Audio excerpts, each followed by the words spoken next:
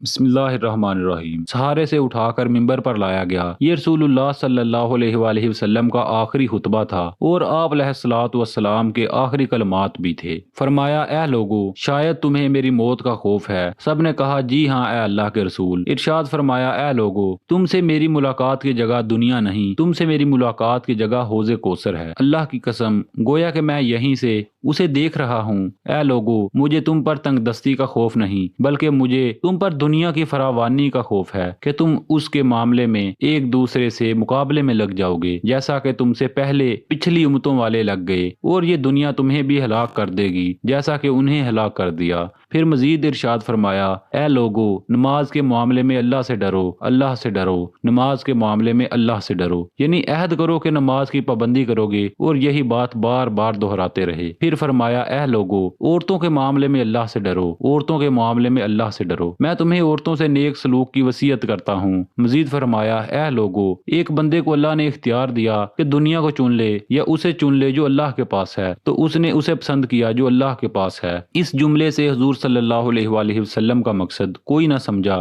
حالانکہ ان کی اپنی ذات مراد تھی، جبکہ حضرت ابو بکر صدیق رضی اللہ تعالی عنہ وہ تنہا شخص تھے جو اس جملے کو سمجھے اور زاروں کو تار رونے لگے اور بلند آواز سے گریہ کرتے ہوئے اٹھے، کھڑے ہوئے اور نبی علیہ الصلوۃ والسلام کی بات قطع کر کے پکارنے لگے، ہمارے باپ دادا آپ پر قربان، ہماری مائیں آپ پر قربان، ہمارے بچے آپ پر قربان، ہمارے مال و دولت آپ پر قربان۔ روتے جاتے اور یہی الفاظ کہتے جاتے۔ صحابہ کرام رضی اللہ عنہم ناگواری سے حضرت ابو بکر صدیق رضی اللہ تعالی عنہ کی طرف دیکھنے لگے کہ انہوں نے نبی علیہ السلام کی بات کیسے قطع کر دی۔ اس پر نبی کریم صلی اللہ علیہ وآلہ وسلم نے حضرت ابو بکر رضی اللہ تعالیٰ عنہ کا دفاع ان الفاظ میں فرمایا،